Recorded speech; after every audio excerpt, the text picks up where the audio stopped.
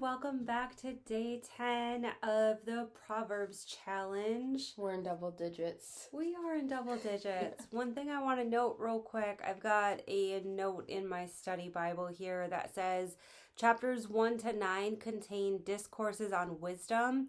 From here to the end of the book, the sayings are Proverbs proper.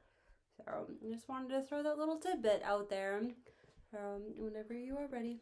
Okay. Proverbs chapter 10. The Proverbs of Solomon. A wise son maketh a glad father, but a foolish son is the heaviness of his mother. Treasures of wickedness profit nothing, but righteousness delivereth from death. The Lord will not suffer the soul of the righteous to famish, but he casteth away the substance of the wicked. He becometh poor that dealeth with a slack hand, but the hand of the diligent maketh rich. He that gathereth in the summer is a wise son, but he that sleepeth in harvest is a son that causeth shame. Blessings are upon the head of the just, but violence covereth the mouth of the wicked. The memory of the just is blessed, but the name of the wicked shall rot.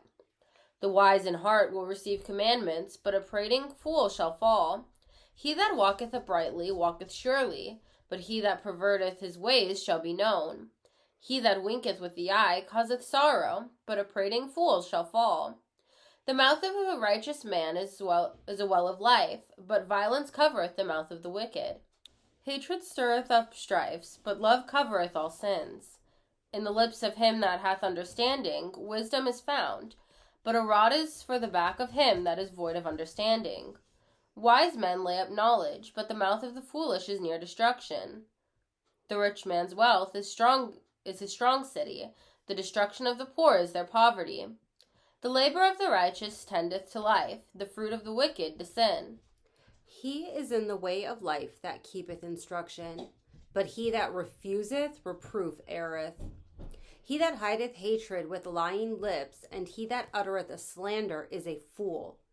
In the multitude of words there wanteth not sin, but he that refraineth from his lips is wise. The tongue of the just is as choice silver, the heart of the wicked is little worth. The lips of the righteous feed many, but fools die for want of wisdom. The blessing of the Lord, it maketh rich, and he addeth no sorrow with it. It is as sport to a fool to do mischief, but a man of understanding hath wisdom.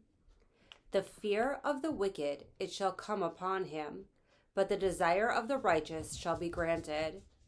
As the whirlwind passeth, so is the wicked no more, but the righteous is an everlasting foundation. As vinegar to the teeth, and as smoke to the eyes, so is the sluggard to them that send him. The fear of the Lord prolongeth days, but the years of the wicked shall be shortened. The hope of the righteous shall be gladness, but the expectation of the wicked shall perish. The way of the Lord is strength to the upright, but destruction shall be to the workers of iniquity. The righteous shall never be removed, but the wicked shall not inhabit the earth. The mouth of the just bringeth forth wisdom, but the froward tongue shall be cut out.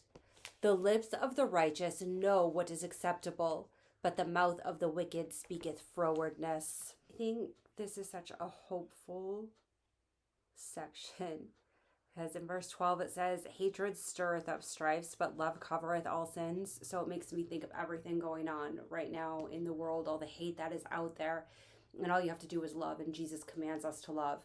And if you are loving everybody like you're supposed to, you're not going to sin against them. You're not going to commit murder because you're going to love that person. You're not going to lie because you're going to love other people. You're not going to do all of these things because you're going to have love for them. And then at the end here, it reminds us that even though we have all this hatred and this evilness going on, it's not going to last. Jesus is going to come back, and we won't have that anymore. You know, it may seem like the wickedness is prevailing right now, but there's going to be a time coming where that is going to end, and those that have trusted Jesus as their personal Savior and accept Him as their Lord and Savior,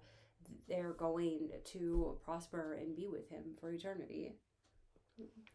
Yeah, I noticed in this chapter, and I know it's said it in the other chapters, but how wisdom and understanding, they go together. Yep.